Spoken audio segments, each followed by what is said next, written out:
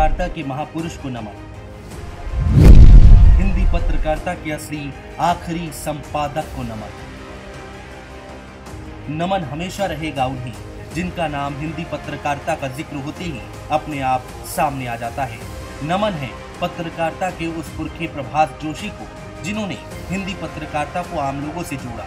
आम लोगों से जोड़ने के तात्पर्य उस बात से है कि थोड़ी भी हिंदी पढ़ लिख सकने वाला इंसान भी हिंदी अखबार को पढ़ सके, देश दुनिया को समझ सके। वैसे महात्मा गांधी हमेशा उस आखिरी आदमी की बात करते थे जो समाज के हाशिए पर भी सबसे आखिर में खड़ा रहता था।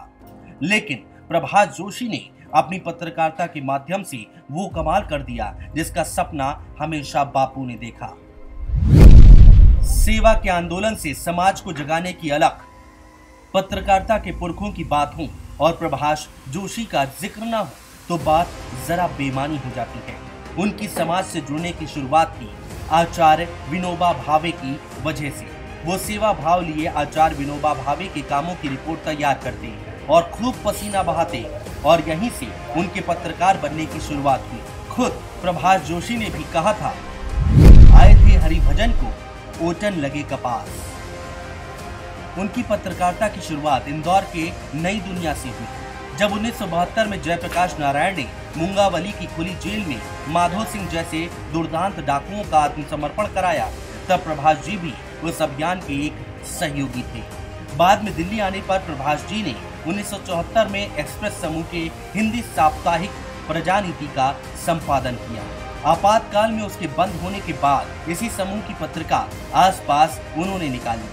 बाद में प्रभात जी इंडियन एक्सप्रेस के अहमदाबाद, चंडीगढ़ और दिल्ली में स्थानीय संपादक रहे और फिर साल 1983 में एक्सप्रेस समूह का हिंदी दैनिक जनसत्ता निकला तो वे उसके प्रधान संपादक बने।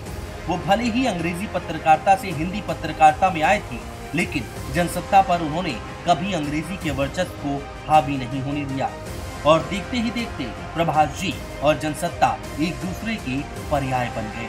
उन्होंने हमेशा लीक से हटकर अपनी लाइन तय की। जब देश मंडल कमंडल की राजनीति में घिरा था और भगवान की नगरी में बाबरी ढांचे का विध्वंस हुआ तो वो तमतमा उठे। उन्होंने अपने संपादकीय में लिखा था, अयोध्या में लंका कांड करने वालों को ना तो राम का चरित्र मालूम है, ना वे वहां राम मंदिर बनाने गए थे। राम की वानर सेना में भी उनसे ज्यादा विवेक था। गांधी को मारकर जो लोग शांत नहीं हुए वो अयोध्या में बाबरी ढांचे को गिराकर भी संतुष्ट नहीं होंगे। ये वो समय था जब पूरा देश अलग ही तरह की भावनाओं में बह रहा था, लेकिन प्रभात जोशी ने न सिर्फ रामायण की लाज रखी बल्कि वो महात्मा गांधी को भी नहीं भूले। बहरहाल वो हिंदी पत्रकारिता के आखिरी संपादक कहे जाते थे क्योंकि उनके बाद कोई ऐसा संपादक नहीं हुआ जो आंखों में आंखें डालकर व्यवस्था को ललकार सके। वो देशज शब्दों को हिंदी से ऐसे जोड़ देते मनों को मुग्ध करता मंत्र को। 15 जुलाई 1936 को भोपाल में जन्मे प्रभात जोशी ने हिंदी पत्रकारिता में वो मुकाम हासिल किया कि प्रभात जोशी की बात हो तो लगता है पत्रकारिता की बात हो रही है और हिंदी पत्रकारिता की चर्चा चलती है तो प्रभात जोशी का जिक्र खुद ब खुद आ जाता है। न्यूज इंडिया परिवार पत्रकारिता के ध्रुव तारे साबित हुए प्रभात जोशी को नमन करता है, जो अपने जाने के बाद भी हमेशा उदीप्तमान है।